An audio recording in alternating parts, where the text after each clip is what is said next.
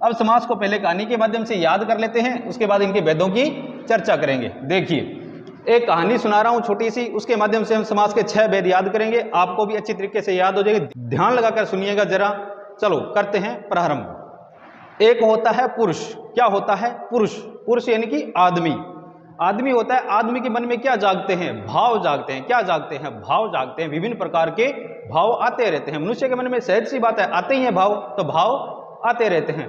भाव किस प्रकार के आते हैं? जब व्यक्ति बड़ा हो जाता है, जब पुरुष बड़ा हो जाता है, तो उसके मन में भाव आते हैं। भाव किस चीज के लिए आते हैं? काम करने के लिए आते हैं। क्यों? क्योंकि वो चाहता है कि अगर मैं काम करूंगा तो मेरी प्रतिष्ठा फैलेगी, मेरी इज्जत होगी, इसलिए वो क्या करना चाहता है? काम करना चाहता है, अर्थात कार्य करना चाहता है। अब जो कार्य करेगा तो क्या है? कोई ना कोई टांग खींचने वाला उसको मिल जाएगा। अर्थात जो व्यक्ति अच्छा काम करता है उसकी टांग खींचने के लिए कोई ना कोई मिल जाते हैं। अर्थात उसके साथ क्या होता है? दोगला व्यवहार होता है।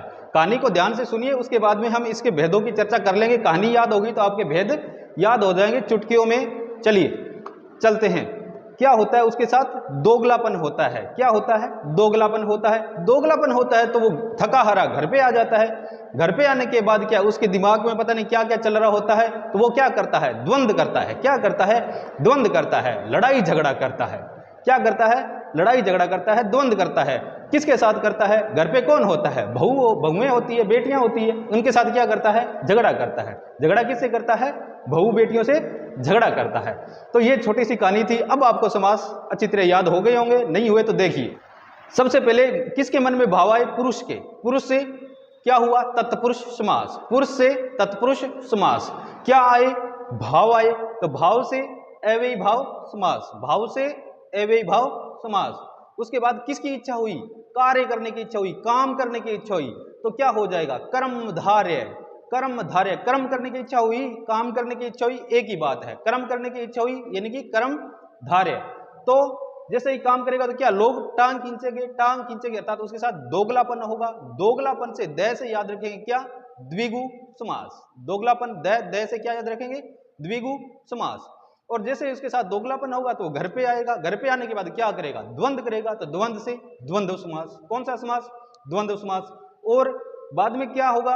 लड़ाई करेगा। किससे करेगा? बहु बेटियों से करेगा। बहुओं से करेगा तो बहुओं से बहुव्रीहि समास। कौन सा समास?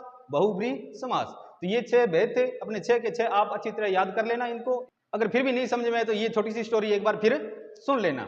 अब आगे देखते हैं कौन सा टॉपिक करवाते हैं। आप कमेंट में बताओगे, वही टॉपिक आगे करवा देंगे। तो मित्रों आज के लिए इतना ही।